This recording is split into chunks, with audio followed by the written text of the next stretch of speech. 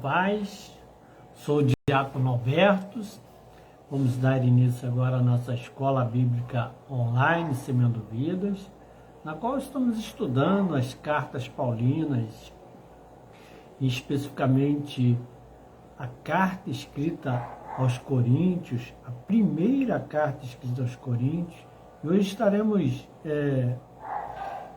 entendendo um pouco melhor o capítulo de número 11, onde o apóstolo Paulo, ele diz que ele é para que nós, venhamos a ser seus imitadores, como também ele é de Cristo. E ele dá algumas instruções nesta carta, porque, como já estudamos nas aulas passadas, estava havendo divergências de comportamento na igreja de Coríntios, porque era uma cidade onde existiam várias castas, muitas religiões, muita religiosidade. Então o apóstolo Paulo, ao fundar a igreja de Coríntios, ele começa a dar instruções através de cartas, a estar lá pessoalmente, ficou lá algum tempo, para explicar e ensinar aos coríntios como adorar ao Senhor. E ele, nesse capítulo de número 11, ele diz: sede meus imitadores, como também eu sou de Cristo. Não que ele estava sendo arrogante, se passando por o mais santo de todos. Não. Ele simplesmente estava alertando para a forma como deveria ser tratado o pecado, e como o crente deveria se comportar em diversos momentos. E ele dá uma instrução hoje, nesse Dia Internacional da Mulher, que nós vamos parabenizar todas as mulheres nesse dia 8 de março, mas que o dia também da mulher todos os dias, Mas como foi escolhido esse, para que seja comemorado o dia, parabéns a todas as mulheres. Mas o apóstolo Paulo, ele dá uma instrução de como as mulheres devem se apresentar na igreja. Vamos entender um pouco o que o apóstolo Paulo está tentando nos ensinar nesse capítulo de número 11. Começa assim, versículo 1. Sede meus imitadores, como também eu sou de Cristo. E louvo-vos, irmãos, porque em tudo vos lembrais de mim, e retendes os preceitos como vos entreguei. Ou seja, ele diz que está agradecido por os irmãos lembrarem deles e lembrarem também das instruções, e de como ele passou o evangelho, porque Cristo ainda não era conhecido. Então, o que o povo precisava? Seguir alguém, seguir um líder, Lógico que o líder, o cabeça da igreja é Cristo, mas como os evangelhos ainda não tinham sido escritos, o que aconteceu? Ele pede para que os crentes o imitem como ele, que conheceu a Cristo, o imitava. Mas quero que saibas que Cristo é a cabeça de todo varão. E o varão, cabeça da mulher. E Deus, a cabeça de Cristo. Todo homem que ora ou profetiza, tendo a cabeça coberta, desonra a sua própria cabeça. Mas toda mulher que ora ou profetiza com a cabeça descoberta, desonra a sua própria cabeça, porque é como se estivesse rapada. Portanto, se a mulher não se cobre com véu, tosquice também. Mas se para a mulher é coisa indecente tosquiar-se ou rapar-se, que punha o véu. O varão, pois, não deve cobrir a cabeça, porque é a imagem e glória de Deus. Mas a mulher é a glória do varão. porque o varão não provém da mulher, mas a mulher do varão. Porque também o varão não foi criado por causa da mulher, mas a mulher por causa do varão. Portanto, a mulher deve ter sobre a cabeça sinal de poderio, por causa dos anjos. Todavia, nem o varão é sem a mulher, nem a mulher sem o varão no Senhor. Porque como a mulher provém do varão, assim também o varão provém da mulher. Mas tudo vem de Deus. Julgai entre vós mesmo, é descendente que a mulher ore a Deus descoberta? Ou não vos ensina a mesma natureza que é desonra para o varão ter cabelo crescido? Mas ter a mulher cabelo crescido lhe é honroso, porque o cabelo lhe foi dado em lugar de véu. Mas se alguém quiser ser contencioso, nós não temos tal costume, nem as igrejas de Deus. Então, nessa primeira parte, do versículo 1 ao versículo 16, o apóstolo Paulo está tentando tirar dúvidas, né, que existiam na igreja de Corinto acerca da adoração. Como eles deveriam adorar? Com véu? O homem de boné, de chapéu, do solidel? Como o homem deveria adorar o Senhor? Porque o apóstolo Paulo, como lemos lá no versículo 1, ele diz: sede meus imitadores. Ele não estava, em momento algum, querendo ser arrogante, e não se considerava sem pecados, não. Naquele momento, o apóstolo Paulo, queria que os crentes de Corinto, que ainda não sabiam muita coisa a respeito, da vida e também do ministério de Jesus Cristo, o apóstolo Paulo ele não podia pedir que eles imitassem a Jesus, porque eles não conheciam Jesus. Então ele não podia chegar, sejam imitadores de Jesus. Não, o apóstolo Paulo diz: sejam meus imitadores, porque os de Corinto conheciam o apóstolo Paulo, porque os evangelhos não haviam sido escritos. E sendo assim, eles não sabiam exatamente como Jesus era, o que Jesus tinha feito, os milagres que Jesus fez, as curas, E o melhor caminho para levar aqueles novos cristãos a Cristo, a estratégia que o apóstolo Paulo teve para levar os cristãos de Coríntios a Cristo, era aproximá-los de cristãos, que confiassem, em quem eles confiassem. Essa era a estratégia do apóstolo Paulo, para aproximá-los de Cristo. O apóstolo Paulo, como falei, ele permaneceu em Corinto por quase 2 anos e construiu uma relação de confiança com muitos desses novos crentes convertidos a Cristo. E a principal preocupação do apóstolo Paulo é a irreverência na adoração.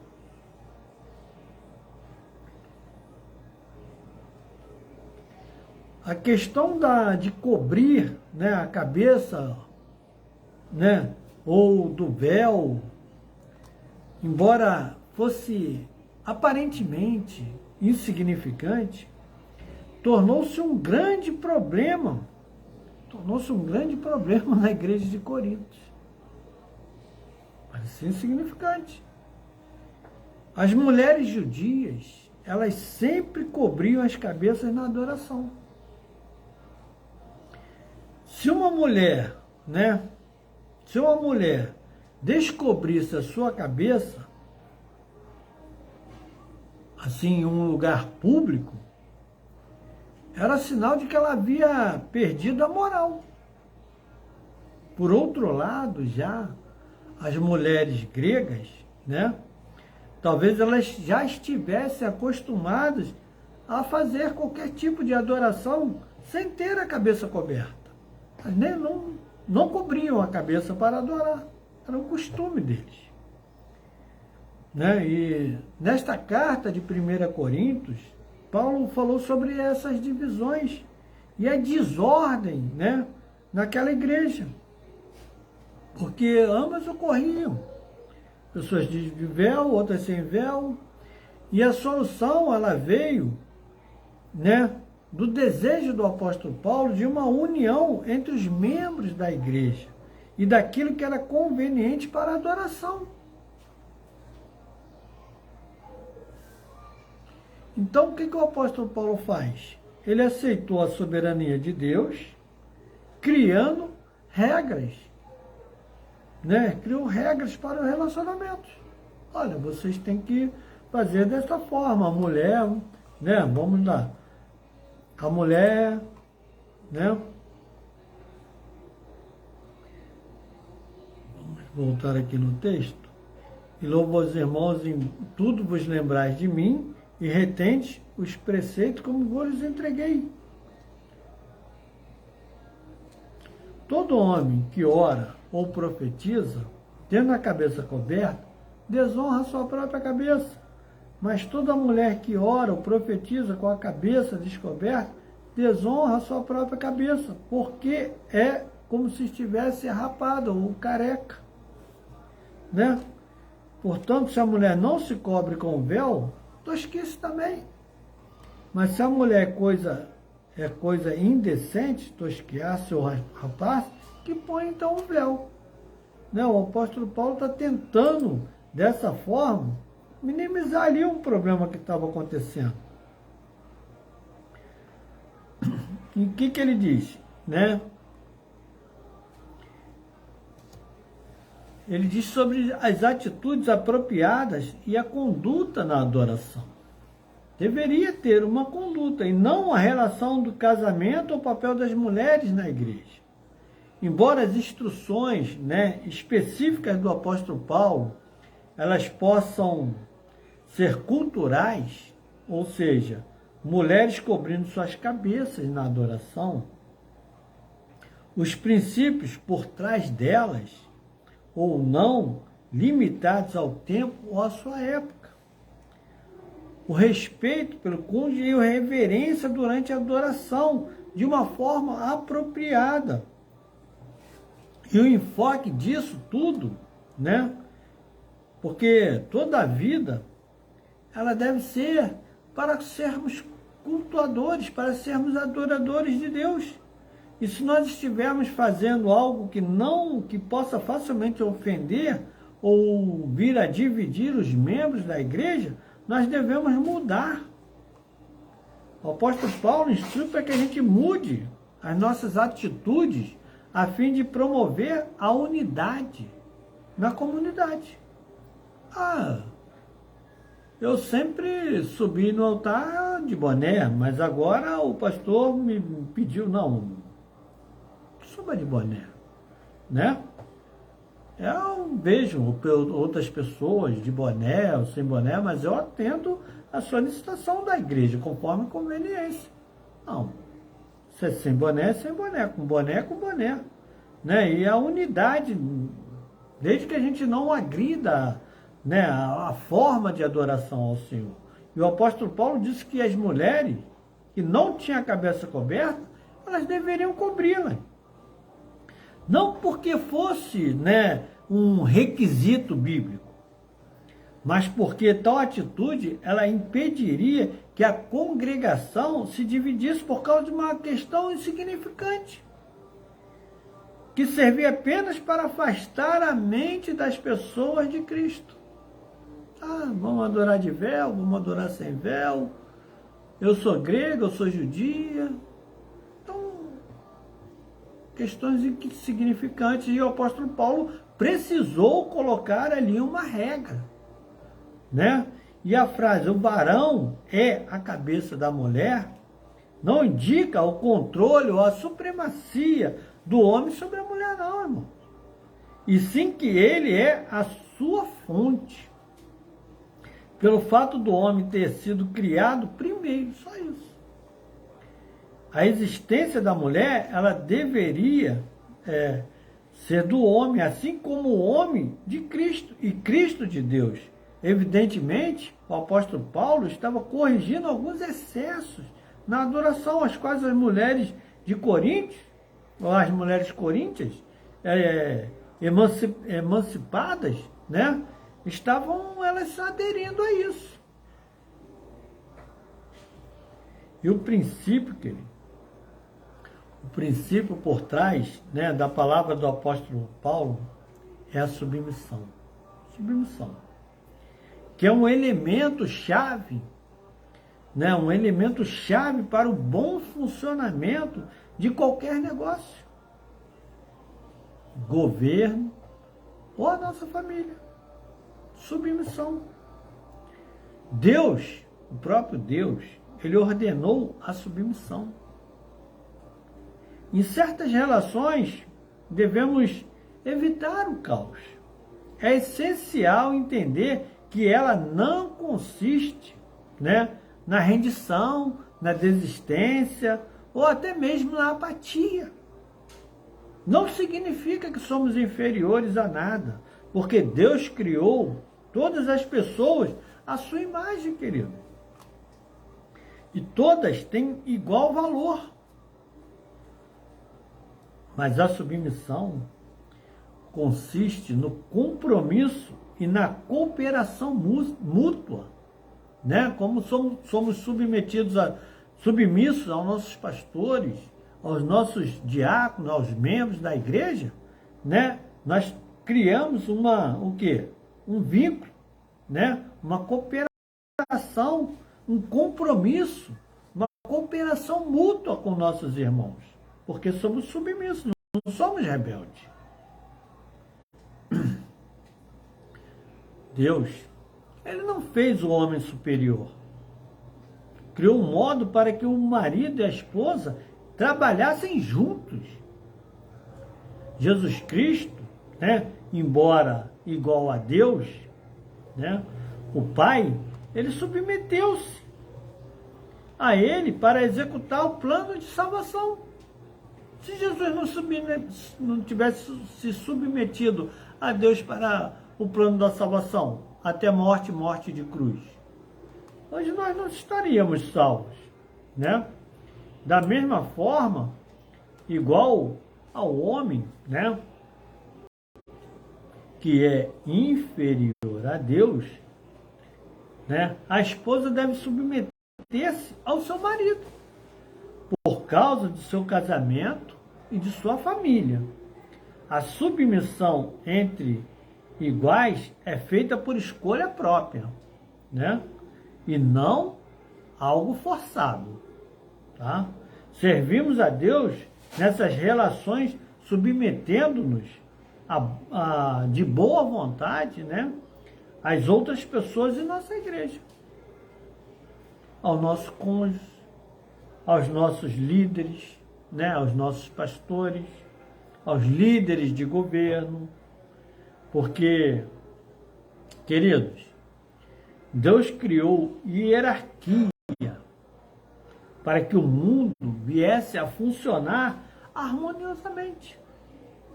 Embora haja hierarquia, né, até mesmo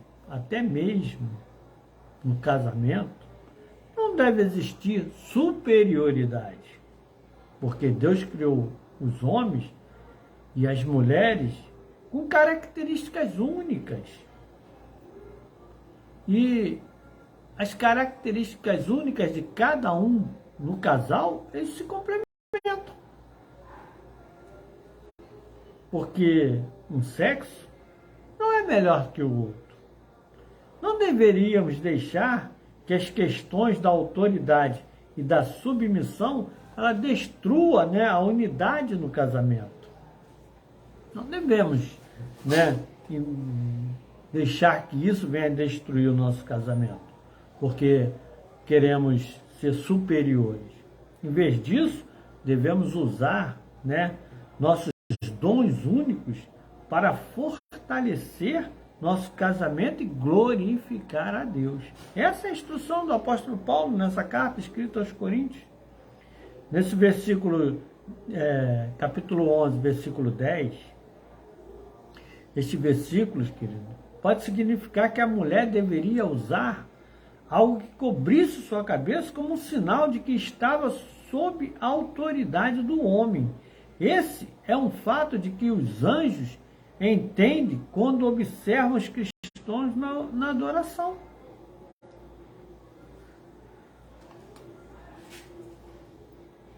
E por que ele faz essa, né, ele fala sobre isso, né? Sobre o cobrir da cabeça. Por que o apóstolo Paulo dá ênfase a essa parte? Vamos ler o versículo 10.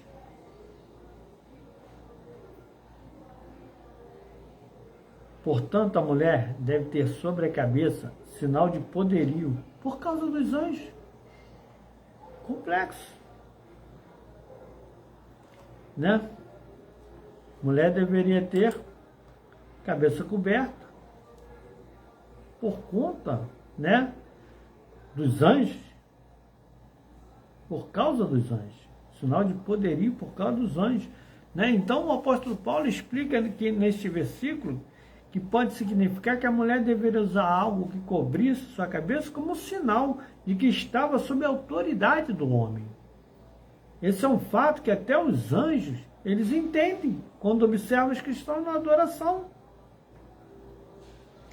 Ao discorrer, né, sobre as cabeças cobertas e o comprimento dos cabelos, o apóstolo Paulo, ele se reportou ao fato de que os crentes devem ter uma aparência e um comportamento honrado em sua cultura. Embora seja desonroso para o homem, né, como ele diz, né, embora fosse desonroso o homem ter cabelo comprido, ter cabelo grande, né, como passamos aí uma época, uma fase em que as pessoas andavam cabeludas, hoje já voltou a rasparem a cabeça, né? Embora seja desonroso para o homem, né, ter seu cabelo crescido,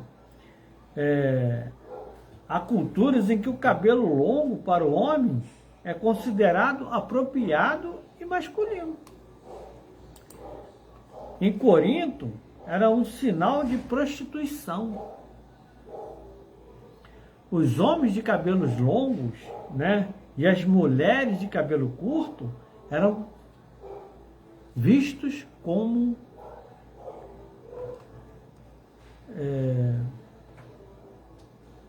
prostitutos. Homem cabelo longo, mulher cabelo curto, eles eram identificados como prostitutos. E o apóstolo Paulo, ele vem recomendando, né, que a cultura coríntia, as mulheres cristãs, elas mantivessem seus cabelos longos, né, não cortados. Se o cabelo curto para as mulheres era um sinal de prostituição, seria consequentemente difícil para uma mulher cristã com cabelo curto ser testemunha idônea de Jesus Cristo. Olha só que coisa, né? Mulher que tivesse o cabelo cortado bem curto, rente, né, seria difícil, né, para as pessoas, ao olharem para aquela mulher, identificar-se ela como uma seguidora de Cristo, né? Se o cabelo curto era um sinal de prostituição, Então o apóstolo Paulo, ele não afirmou que devemos adotar todas as práticas de nossa cultura, e sim que devemos evitar aparências e comportamentos que depreciam a nossa meta maior, que é sermos testemunhas de Jesus Cristo. E o apóstolo Paulo, no versículo 17 em diante, ele vem falando, né, sobre as dissensões que estavam acontecendo nas ceias, né, nas santas ceias, nas Santa Ceia do Senhor. Dissensões entre os irmãos e o modo de celebrar. O apóstolo Paulo começa falando no versículo de número 17, nisto, porém, que vos dizer-vos, não vos louco, porquanto vos ajuntais não para melhor, senão para pior. O apóstolo Paulo estava dizendo que quando eles se ajuntavam não era para melhorar nada, era para piorar, porque antes de tudo, ouço que quando vos ajuntais na igreja, há entre vós dissensões e em parte o creio. E até importa que haja entre vós heresias, para os que são sinceros, né, se manifestem entre vós. De sorte que quando vos ajuntais num lugar, não é para comer a ceia do Senhor, porque comendo cada um, toma antecipadamente a sua própria ceia, e assim um tem fome e outro embriaga-se.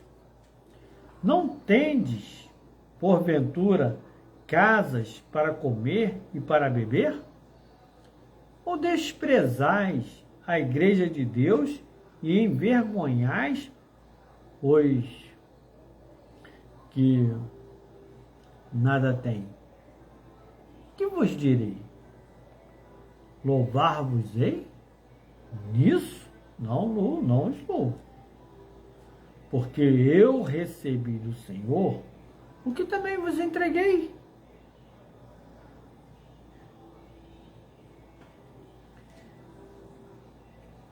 E ele diz que ensinou que o Senhor Jesus, na noite que foi traído, tomou o pão.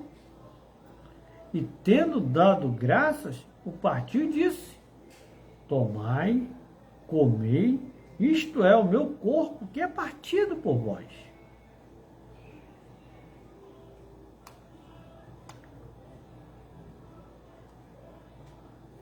Porque eu recebi do Senhor que também vos ensinei, que o Senhor Jesus, na noite que foi traído, ele tomou do pão.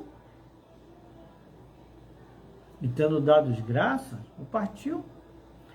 E disse: tomai e comei, mas é o meu corpo que é partido por vós, fazei isso em memória de mim.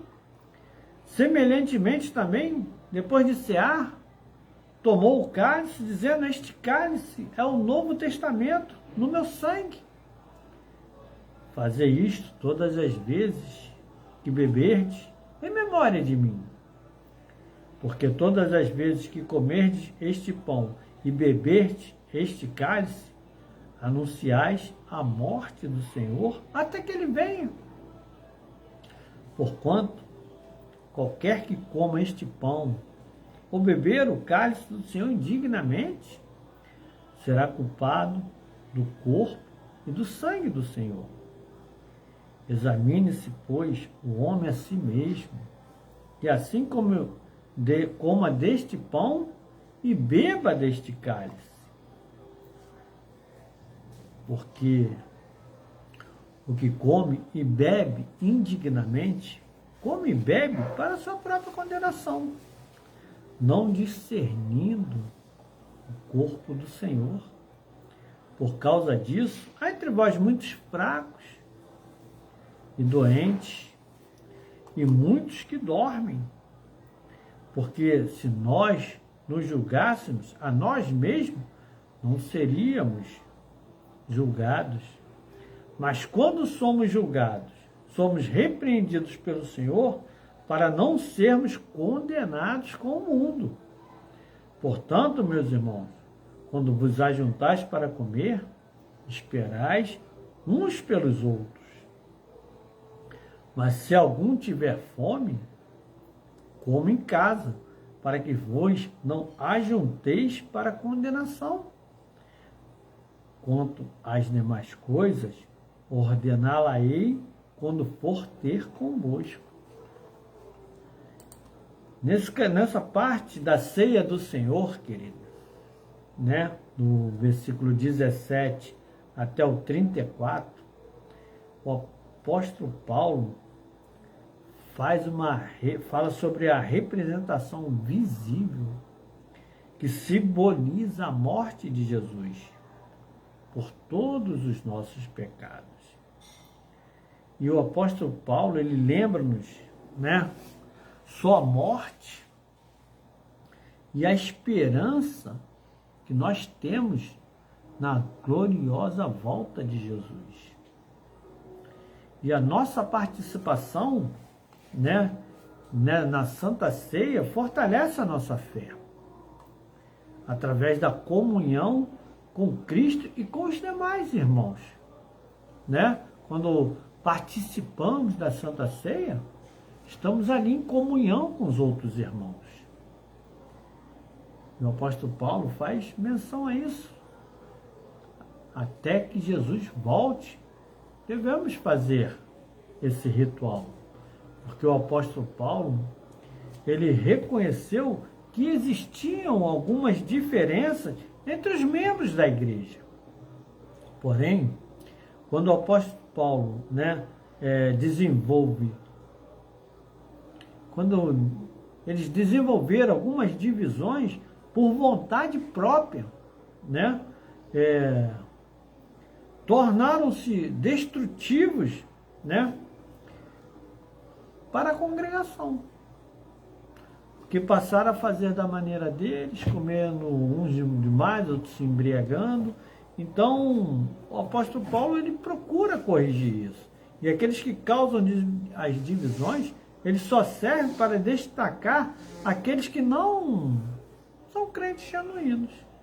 Não. O crente está dividindo a igreja, não é crente genuíno.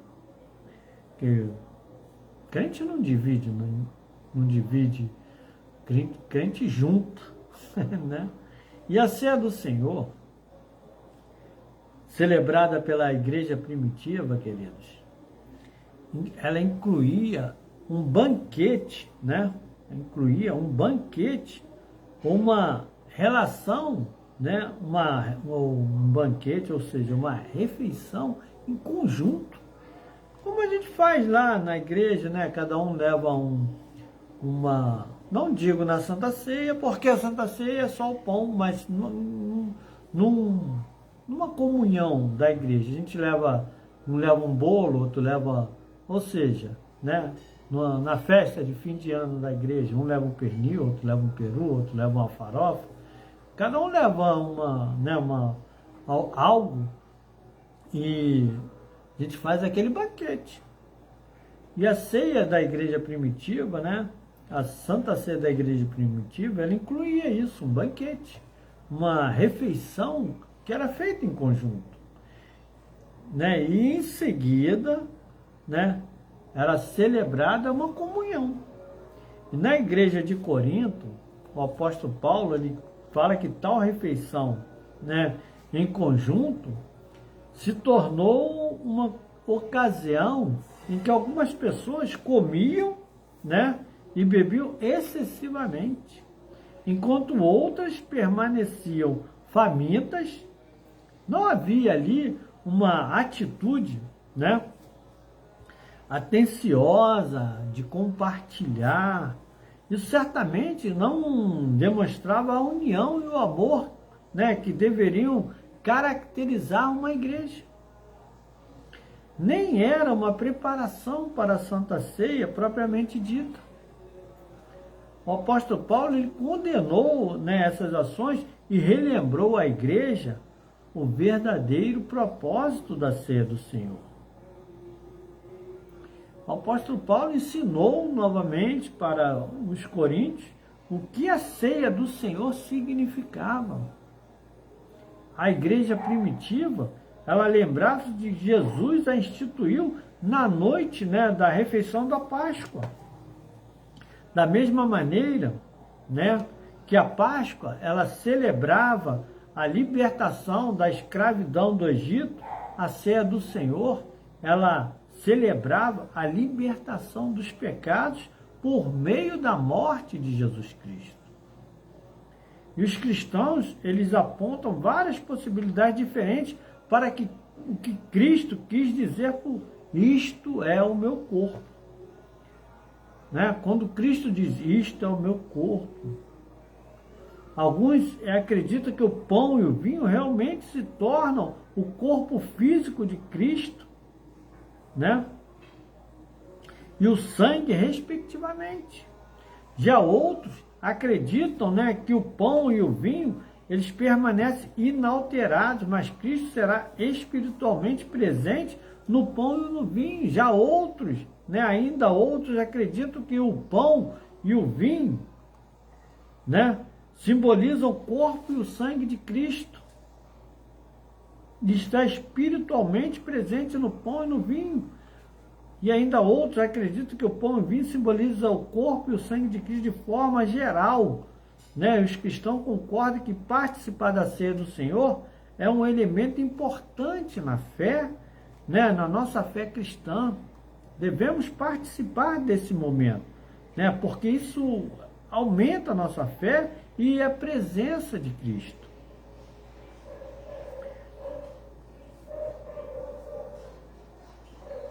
A forma como nós vamos entender a Santa Ceia, meus amados irmãos, é que vai nos fortalecer espiritualmente. O que é este Novo Testamento ou Nova Aliança que Jesus se refere? Né? Porque na Antiga Aliança, as pessoas podiam aproximar-se de Deus somente por meio dos sacerdotes.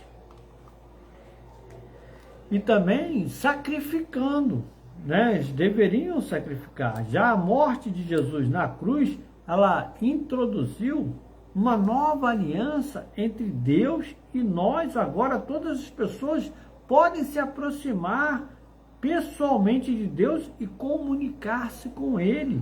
O povo de Israel participou pela primeira vez dessa aliança depois de seu êxodo do Egito, né? Que foi projetado, né, para apontar para o dia em que Jesus viria à Terra. E a nova aliança, ela completa, né, e não substitui a antiga, né, pois cumpre todas as expectativas. Comer o pão e beber o cálice mostra que estamos relembrando a morte de Cristo por nós, né? E estamos renovando o nosso compromisso em servir a Jesus. Porque Jesus disse, queridos, fazei isto todas as vezes que beberdes em memória de mim. E como nos lembrarmos de Cristo na Santa Ceia do Senhor? Como iremos fazer?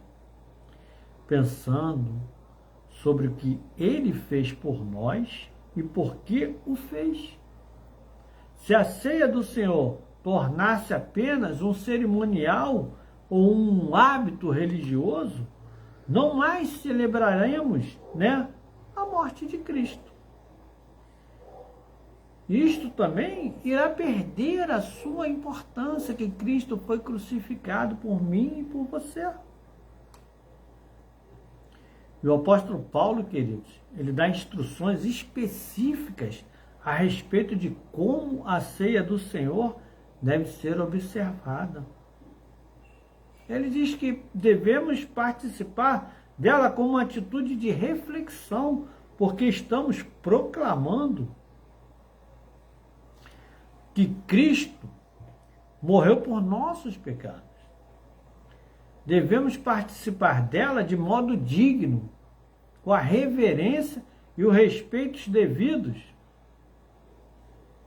Devemos nos examinar antes de participar da ceia do Senhor. Devemos ter consideração pelos outros esperando até que todas as pessoas tenham chegado e em seguida comer ordenadamente, demonstrando a nossa união. Quando o apóstolo Paulo disse que ninguém deveria participar da ceia do Senhor indignamente, ele estava falando aos membros da igreja que estavam participando, dela sem pensar no seu significado. Aqueles que o faziam seriam culpados do corpo e do sangue do Senhor Jesus. Em vez de honrar o sacrifício de Cristo, estavam compartilhando a culpa daqueles que o crucificaram. Na verdade, queridos, ninguém é digno de participar, da ceia do Senhor. Somos todos pecadores, salvos pela graça. Por essa razão, devemos nos preparar para a Santa Ceia, por intermédio de uma saudável introspecção, da confissão dos nossos pecados e da solução das diferenças com as outras pessoas. Essas ações removem as barreiras que afetam o nosso relacionamento com Cristo e com os outros irmãos em Cristo também. A consciência, queridos, de nossos pecados não deve nos afastar da Santa Ceia, mas dirigir o modo como participamos dela. Não discernir ou não honrar o corpo do Senhor consiste em não entender, o que a Santa Ceia do Senhor significa, nem distingui-la de um simples prato de comida, um alimento comum. Aqueles que o fazem condenam a si mesmos. E o fato, queridos, de algumas pessoas terem morrido por ter sido um julgamento especial e sobrenatural sobre a igreja de Coríntios, esse tipo de julgamento disciplinar, ele destaca a seriedade que existe na adoração. Devemos tratar a Santa Ceia como uma ordenança do Senhor. Ela não deve ser tomada sem as consideração. Esta nova aliança, ela custou a vida de Jesus. Não é uma cerimônia sem sentido, não é uma mesa colocada, o pastor faz o apelo, o diácono distribui, nosso pastor nessa última Santa Ceia, o nosso pastor serviu todos da igreja, Se alguém tiver fome, come em casa.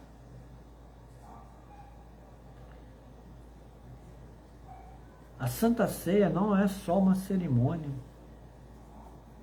É um cerimonial dado por Cristo para ajudar a fortalecer a nossa fé, queridos. E as pessoas, elas deveriam comparecer a essa celebração desejando estar em comunhão com os outros irmãos da igreja e preparar-nos para a Santa Ceia, que deve vir logo a seguir, E não comer excessivamente, como este evento que estava acontecendo na igreja de Corinto. Devemos participar da Santa Ceia crendo que Jesus voltará e nós temos uma aliança com Ele, porque devemos comer e fazer esse cerimonial até que Ele volte. E por isso, nesta noite, nós queremos nos alegrar com essa lição, e na próxima Santa Ceia estarmos lá com reverência na adoração ao Senhor. Amém? Que Deus te guarde, que Deus te proteja e abençoe. Em nome de Jesus. Shalom. Fique com Deus.